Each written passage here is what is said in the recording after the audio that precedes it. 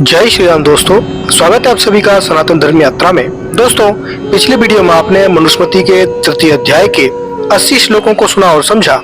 अब आइए चलते हैं मनुस्मृति के तृतीय अध्याय के 81 से लेकर 82वें श्लोक तक और आज इन श्लोकों को सुनने और समझने का प्रयास करेंगे। तो आइए सबसे पहले देखते हैं 81वां श्लोक। इसमें लिखा है पंचयज्ञों के मुख्य कर्म। इसमें लिखा है स्वाध्यायन आचार्य होमे देव अन्यथा विधि पितृश्च श्राद्धश्चैव मृन्न भूतानि बलिकर्मणः। अर्थात स्वाध्यायन ऋषीन, स्वाध्याय से ऋषि पूजन, यथा विधि होमे देवान, यथा विधि होम से देव पूजन, श्राद्ध पितरन, श्राद्धों से पितृ पूजन, अन्नन, अन्नों से मनुष्य पूजन, चा और बलिकर्मणा भूतानि, वैश्य देव बलि से प्राणी मात्र का सत्कार करना चाहिए। अब इसके अनुशीलन देखते हैं। तो इस श्लोक पर महर्षि दयानंद ने प्रकाश डालते हुए लिखा है, इन श्लोकों में क्या आया कि होम जो है सो ही देव पूजा है, अन्य कोई नहीं, और होम स्थान जितने भी है वे ही देवालय आदि शब्दों के लिए लिए जाते हैं। पूजा नाम सत्कार, क्योंकि अतिथि पूजनम होमे देवान आचर्येत, अतिथियों का पूजन नाम सत्कार करना, तथा देव परमेश्वर और मंत्र इन्हीं का सत्कार, जिसका नाम है पूजा, अन्य का नहीं। इस कथन से अर्वाचीन देवालय अर्थात मंदिर का कोई न समझे। देवालय का अर्थ तो यज्ञशाला ही है। श्राद्ध का अर्थ है श्रद्धा से किया गया कार्य, जैसे श्रद्धा पूर्वक माता पिता की सेवा शुश्रूषा करना, भोजन देना आदि। यही पितरों का तर्पण या पितृयज्ञ है। स्वाध्याय विषयक विस्तृत विवेचन के लिए एवं अर्थ के लिए तीसरे अध्याय के 82वें श्लोक पर देखिए। उसके बाद 82वां श्लोक है पितृयज्ञ का विधान। इसमें लिखा है कुर्यादहरः श्राद्ध मन्नो अधिक नोदकेन वह पयो मूल फले बापी पितृभ्य प्रीतिमा वहन। अर्थात गृहस्थ व्यक्ति अन्याध्ययन व उदकेन अपि व पया मूल फले, अन्न भोजन आदि भोज्य पदार्थों से और जल तथा दूध से, कंदमूल फल आदि से पितृभ्य प्रीतिम आवाहन, माता पिता आदि बुजुर्गों से अत्यंत प्रेम करते हुए अह श्राद्धम कुर्यात, प्रतिदिन श्राद्ध यानी श्रद्धा से किए जाने वाले सेवा शुश्रूषा, भोजन देना आदि कर्तव्य करे। अब इसके अनुशीलन देखते हैं। यहाँ पितृयज्ञ पर विस्तार से विचार किया जा रहा है। इससे श्राद्ध और तर्पण विषयक बातों पर स्पष्ट प्रकाश पड़ेगा तथा मृतक बाद श्रद्धा, श्राद्ध और तर्पण संबंधी भ्रांतियां भी दूर हो सकेंगी। तीसरा प्रत्यज्ञ अर्थात जिसमें जो देव विद्वान ऋषि, जो पढ़ने पढ़ाने वाले, पितर, माता पिता आदि वृद्ध ज्ञानी परम योगियों की सेवा करनी होती है, इस विषय में विस्तृत विवेचन किया जाता है। पितृयज्ञ के दो भेद हैं, एक तर्पण, दूसरा श्राद्ध।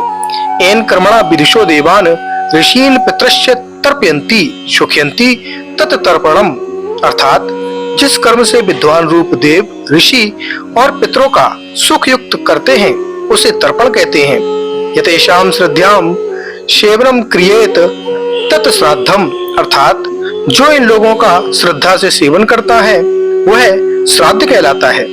यह तर्पण आदि कर्म विद्यमान अर्थात जो प्रत्यक्ष नहीं है या प्रत्यक्ष है उन्हीं में घटता है, मृतकों में नहीं, क्योंकि उनकी प्राप्ति और उनका प्रत्यक्ष होना दुर्लभ है।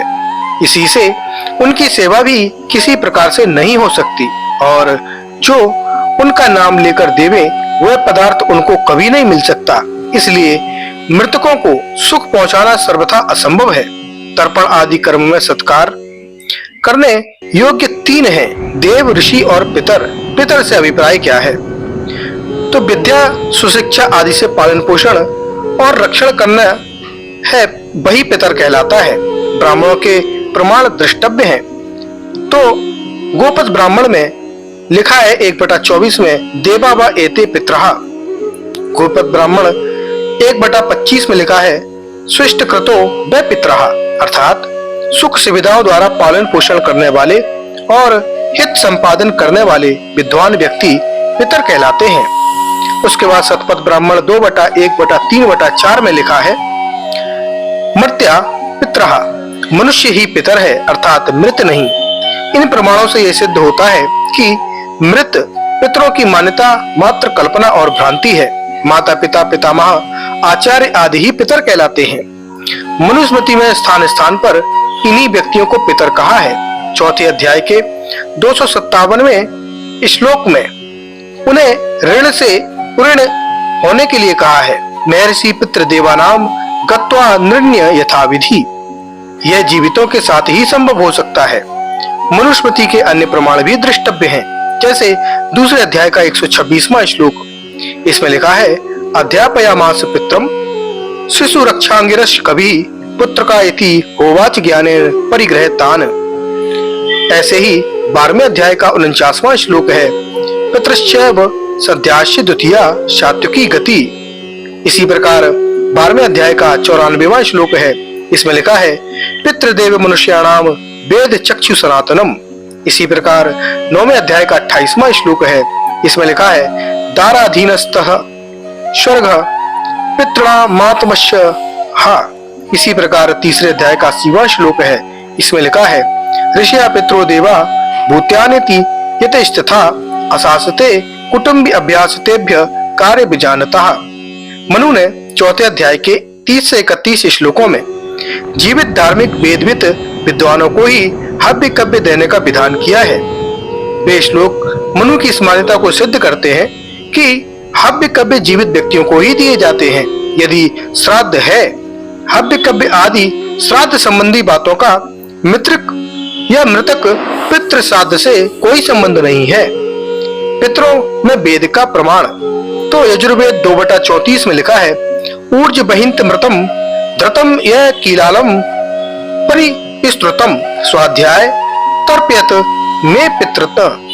अर्थ पिता व स्वामी अपने पौत्र स्त्री नौकरों को सब दिन के लिए आज्ञा देवे कहें कि तर्पयत में पितरम, जो मेरे माता पिता पितामह आदि माता मातामह आदि तथा आचार्य और इनसे भिन्न भी विद्वान लोग अवस्था अथवा ज्ञान से वृद्ध मान्य करने योग्य हों, उन सब की आत्माओं को यथा योग्य सेवा से प्रसन्न किया करो। सेवा करने के लिए उन्हें अच्छा अच्छा भोजन, उत्तम उत्तम जल, अमृतम अनेक विधि रस, घृतम यानी घी, दूध, कालालम अनेक संस्कारों से सिद्ध किए रोग नाश करने वाले उत्तम उत्तम अन्न, परिसूत्रम सब प्रकार के उत्तम उत्तम फल हैं। इस सब पदार्थों से उनकी सेवा सदा करते रहो। स्वाध्याय हे पूर्वोक्त पितृ लोगों, तुम सब हमारे अमृत रूप पदार्थों के भोगों से सदा सुखी रहो। पितरों की गणना और उनका अभिप्राय। जिनकी पितृ संज्ञा है और जो सेवा के योग्य हैं वे निम्न हैं। सोमशदा, दूसरा है अग्निवास्तः, तीसरा है बहिषदा, चौथा है सोमपा, पांचवा है हविर्भुज, छठवां है आज्यापः, सातवां है सुकालिनः, आठवां है यमराजः, नौवां है पितृ पितामह प्रति पितामह, 10वां है मातृ पिता मही प्रति पितामह, 11वां है सगोत्रः और 12वां है आचार्य दिश संबंधिना। सोम सदा क्या होता है? सोमे ईश्वरे सोम योगे व सीदंती ये सोम गुणाश्य ते सोम सदा, जो ईश्वर और सोम यज्ञ में निपुण और शांति आदि गुण सहित हैं वे सोमसद कहते हैं। दूसरा है अग्निवास्तः, अग्निश्वरा सुषुष्टो आत्तो गृहीतो यस्ते यदा अग्ने गुण ज्ञानात् पृथ्वी जल द्योम यान यंत्र चांद्रिका पदार्थ विद्या सुषुष्टता आता ग्रहिता ये ते अग्नि स्तबात्तः। अग्नि जो परमेश्वर व भौतिक अग्नि उनके गुण ज्ञात करके जिन्होंने अच्छे प्रकार से अग्नि विद्या सिद्ध की है उनको अग्नि सबाता कहते हैं। उसके बाद तीसरा बहिर्षदा, बहिर्षि सत्कृष्टे ब्रह्मणि समदमा दूषि तमेषु गुणेषु वा सीदंती ते बहिषदः, जो सबसे उत्तम परम ब्रह्म में स्थिर होके समदम सत्य विद्या आदि उत्तम गुणों में वर्तमान है उनको बहिर्षद कहते हैं। चौथा सोमपा, यज्ञेन उत्तमोऽस्य अदृशम पिबन्ति पायन्ति वा ते सोमपः, जो यज्ञ कर्मे सोमलता आदि उत्तम औषधियों के रसपान करने और कराने वाले हैं तथा जो सोम विद्या को जानते हैं उनको सोमपा कहते हैं। पांचवा है हविर्भुजा। हविरोत्तमेव जनेन शोधित वृष्टि जलादिकम भोक्तुम भोजयुतम व शीलमेशाम ते हविर्भुजा। जो अग्निहोत्र आदि यज्ञ करने, वायु और वृष्टि जल की शुद्धि द्वारा सब जगत का उपकार करने और जो यज्ञ से अन्न जल आदि की शुद्धि करके खाने पीने वाले हैं, उनको हविर्भुज कहते हैं। छठवां है आज्यपः। आज्यम घृतम यदा अज गति क्षेप्रपयो धात्वार्यात आज्यम विज्ञानम तद्दानेन पंति रक्षन्ति पालयन्ति रक्षन्ति ते विद्वांसा ते आज्यपः। घृत स्निग्ध पदार्थ और विज्ञान को कहते हैं। जो उनके दान से रक्षा करने वाले हैं, उसको आज्यप कहते हैं। सातवां है सुकालिनः। ईश्वर विद्यो देश कल्याण ग्रहणस्य च शोभेन कालो यदा ते यदा ईश्वर ज्ञान प्राप्त्या सुख रूपा सदैव कालोच्छेया ते सुकालिनः। मनुष्य शरीर को प्राप्त होकर ईश्वर और सत्य विद्या के उपदेश का जिनका श्रेष्ठ समय और जो सदा उपदेश में ही वर्तमान है, उनको सुकालीन कहते हैं। आठवां है यमराजा। ये पक्षपातम विहाय न्याय यदिष्ट स्थाकत्रम संतिते यमराजा। जो पक्षपात को छोड़कर सदा सत्य न्याय व्यवस्था ही करने में रहते हैं, उनको यमराज कहते हैं। नौवां है पितृ पितामह प्रति पितामह। पितृ ये सृष्टित्या से स्थान विदुषो गुणान भाष्यन्तः तत्र वसन्तस्य विज्ञानादि अनस्त घना श्वान जनान धारयन्त पोषयन्तस्य चतुर्विंशति वर्षंत पर्यंत ब्रह्मण्येन विद्याभ्यासकारिणा स्वजनकाश्च सन्ति ते पितरा अश्वः विजया ईश्वरो अपि। जो वीर के निषेधक आदि कर्मों को करके उत्पत्ति और पालन करने और 24 वर्ष पर्यंत ब्रह्मचर्य आश्रम से विद्या को पढ़े, उसका नाम पिता अथवा पशु है।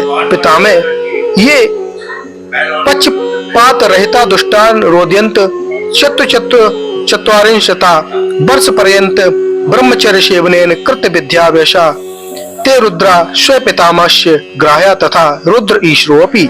जो पिता का पिता हो और 44 वर्ष पर्यंत ब्रह्मचर्य से विद्याभ्यास कर पक्षपात रहित होकर दुष्टों का रुलाने वाला है, उसका नाम पितामह और रुद्र है। प्रपितामह आदित्यवत उत्तम गुण प्रकाशपः विद्वांसो 48 वर्षेण ब्रह्मचर्येण सर्व विद्या संपन्ना सूर्यवत विद्या प्रकाशकः ता आदित्या स्वे प्रपिपा महास्य ग्राह्य तथा आदित्यो अग्निश्वरो बाह्य ग्रहेत। जो पितामह का पिता और आदित्य के समान उत्तम गुणों का प्रकाशक 48 वर्ष पर्यंत ब्रह्मचर्य आश्रम से विद्या पढ़ के सब जगत का उपकार करता हो, उसको प्रपितामह अथवा आदित्य कहते हैं। तथा जो पित्रादिकों के तुल्य पुरुष है, उनकी भी पित्रादिकों के तुल्य सेवा करनी चाहिए। 10वां है मातृ पितामह प्रपितामह। पितृवृष्टो मात्रादय सेव्या। पित्रादिकों के समान विद्या स्वभाव वाली स्त्रियों की भी अत्यंत सेवा करनी चाहिए, माता दादी परदादी आदि। 11वां है संगोत्रः। स्वसमीपम पुत्रदयस्ते श्रद्धा पालनीया। जो समीपवर्ती ज्ञाति के पुरुष हैं, वे भी सेवा करने के योग्य हैं। 12वां है आचार्य दिन संबंधिना। ये गुरुवादित्य संख्यता संति ते ही सर्वदा सेवनीया। जो पूर्ण विद्या के पढ़ाने वाले और ससुर आदि संबंधी तथा उनकी स्त्री हैं, उनकी यथा योग्य सेवा करनी चाहिए। इस प्रकार उपयुक्त गुण वाले जीवित व्यक्तियों को ही पितर कहा जाता है। उनकी सेवा करना ही पितृयज्ञ है। मृत पितरों की कल्पना भ्रांति एवं अज्ञानता है। देव से अभिप्राय है। दिवु क्रीड़ा विजिता व्यवहार द्विति श्रुति मोद मद स्वप्न कांति गतिषु। दिवादि धातु से पदाश्य ते अब प्रत्यय अथवा दिव्य मर्दन चुरादि या दिव्य परिकूजने चुरादि धातु से उच्च प्रत्यय के योग से देव शब्द निष्पन्न होता है। देव जड़ और चेतन दो प्रकार के होते हैं। विस्तृत विवरण प्रथम अध्याय के 67वें की समीक्षा आप देख सकते हैं। इस श्लोक में देव शब्द से चेतन देव अभीष्ट है। सतपथ में आता है द्वयम बायम न तृतीयमस्ति सत्यम चैवानुतम च सत्यमेव देवा अनृतम मनुष्या इदम महतम मनुतात सत्यमुपैमीति तमनुष्येभ्य देवानुपैति। शतपथ ब्राह्मण 1/1/1/4 और 5। दो लक्षणों से मनुष्य की दो संज्ञाएं होती हैं, अर्थात देव और मनुष्य। वहां सत्य और झूठ दो कारण हैं। जो सत्य बोलने, सत्य मानने और सत्य कर्म करने वाले हैं वे देव, और वैसे ही झूठ मानने वाले, झूठ कर्म करने वाले मनुष्य कहते हैं। जो झूठ से अलग होकर सत्य को प्राप्त होवे वे देव जाति में गिने जाते हैं। विद्वांसो ही देवा। शतपथ ब्राह्मण 3/7/6/10। ये ब्राह्मण सुशोभांशो अनुचानास्ते मनुष्य देवः। शतपथ ब्राह्मण 2/4/3/14। सत्य संहिताम वे देवा। ऐत्रेय ब्राह्मण 1/16। अर्थात विद्वान मनुष्यों को देव कहते हैं। निरुक्त में देव शब्द की निरुक्ति करते हुए लिखा है, देवो धनाध्वा दीपनाध्वा द्योतनाध्वा द्युस्थानो भवतीतिवा यो देवा स देवतः। निरुक्त 7/15। अर्थात दान देने से, दीप्ति होने से, प्रकाशित होने से, द्युस्थानीय होने से देव कहते हैं। देव को ही देवता कहा जाता है। इस प्रकार विद्याओं से प्रकाशित और विद्याओं का दान देने वाले, दिव्य गुण एवं उत्तम आचरण वाले विद्वानों को देव कहा जाता है। मनुस्मृति में ऐसे ही विद्वानों को देव कहा है। निम्न श्लोक द्रष्टव्य है, जैसे दूसरे अध्याय का 127वां श्लोक। इसमें लिखा है, ते तमर्थ मुप्रछन्तः देवानगत मनभयः देवाश्य तान शेपमेत्यो चुन्यार्यम वा शिशुरुक्तवान। दूसरे अध्याय का 131वां श्लोक, न तेन वृद्धो भवति एनाश्य पलितम शिरः यो वे युवा अधीत्य नास्तम देवा स्थिरम विदु। ऋषि से अभिप्राय। ऋषि गतो धातु से इन प्रत्यय और इग्नुपध्यात कित के योग से ऋषि शब्द की सिद्धि होती है। गति के ज्ञान, गमन और प्राप्ति, ये 3 अर्थ हैं। ऋषि सबसे उच्च स्तर का विद्वान व्यक्ति होता है। वेद मंत्रों के अर्थों का दृष्टा, धर्म और ईश्वर का साक्षात करने वाला आप्त पुरुष ऋषि कहलाता है। वेद विद्यार्थों और विद्याओं के गुण ज्ञान को प्रत्यक्ष कराने की योग्यता उसमें होती है, वही धर्मोपदेष्टा होता है। निरुक्तकार ने ऋषि की निरुक्ति की है। ऋषि दर्शनात् स्तोमान ददर्श इत्यमोपनिबह। निरुक्त 2/11। अर्थात ऋषि वेदार्थों और विद्याओं के रहस्य को प्रत्यक्ष कराने वाला होता है। औपमन्यव आचार्य का मतलब है कि मंत्र दृष्टा होने से ऋषि होता है। इसी प्रकार साक्षात्कृत धर्मणा ऋषियो बभूषः। अर्थात ऋषि धर्म और ईश्वर के साक्षात्कार करता होते हैं। निरुक्त 1/20। ब्राह्मणों में भी ऋषि की यही विशेषताएं वर्णित की हैं। यो वे ज्ञातो अनुशूनान च ऋषि राशेः। शतपथ ब्राह्मण 4/3/4/19। एतेवे विप्रा यद्वया। शतपथ ब्राह्मण 1/4/2/7। महर्षि मनु ने भी ऋषि चर्चा के प्रसंग में इन्हीं विशेषताओं का उल्लेख किया है। जैसे दूसरे अध्याय का 129वां श्लोक, न हाय न पलित न बेतैन न च बंधुभी ऋषि यस्य किरे धर्म योर अनुचान सानो महान। चौथे अध्याय का 94वां श्लोक, ऋषियो दीर्घ संध्यावतः दीर्घ मायु बाप्युनु प्रज्ञाम यशस्य कीर्ति च ब्रह्म वर्च समेव चह। और 12वें अध्याय का 106वां श्लोक, आर्ष धर्मोपदेशम चह। और इसी प्रकार शतपथ ब्राह्मण का 1/7/5/3। अथ यदवेन अनुवरीत तेन ऋषिभ्यं वृषणं जायेत तद एभ्य एतत् करोतु ऋषीणाम निधि गोप इति हनुचमाहु। अर्थ, सब विद्याओं को पढ़ के जो पढ़ाना है ऋषि कर्म कहता है। उस पढ़ने और पढ़ाने से ऋषियों का ऋण अर्थात उनको उत्तम उत्तम पदार्थ देने से निवृत्त होता है, और जो इन ऋषियों की सेवा करता है वह उनको सुख करने वाला होता है। यही व्यवहार अर्थात विद्या कोश की रक्षा करने वाला होता है। जो सब विद्याओं को जान के सबको पढ़ाता है उसको ऋषि कहते हैं। जो पढ़ के पढ़ाने के लिए विद्यार्थियों को स्वीकार करना सो आरसे अर्थात ऋषियों का कर्म कहता है। जो उस कर्म को करता हुआ उन ऋषियों और देवों के लिए प्रसन्न करने वाले पदार्थों का निवेदन तथा सेवा करता है, वह विद्वान अति पराक्रमी होके विशेष ज्ञान को प्राप्त होता है। जो विद्वान और विद्या को ग्रहण करने वाला है, उसका ऋषि नाम होता है। इस प्रमाण युक्त विस्तृत विवेचन से सिद्ध होता है कि पितर, ऋषि, देव जीवित मनुष्यों के स्तर विशेष पर आधारित या विशेष गुणों के आधार पर रखी गई संज्ञाएं हैं। संक्षेप में विद्या के प्रत्यक्ष दर्शन के प्रमुख गुण वाले ऋषि, आचरण में दिव्य गुणों की प्रधानता के गुण वाले विद्वान, देव और पालक गुण वाले वयोवृद्ध विद्वान या पिता आदि पितर हैं। तो दोस्तों, ये जानकारी आपको कैसी लगी कृपया कमेंट बॉक्स में अवश्य बताइए। बने रहिए सनातन धर्म यात्रा के साथ और लेते रहिए रोचक एवं धार्मिक जानकारियां प्रमाणों के साथ। धन्यवाद। जय श्री राम।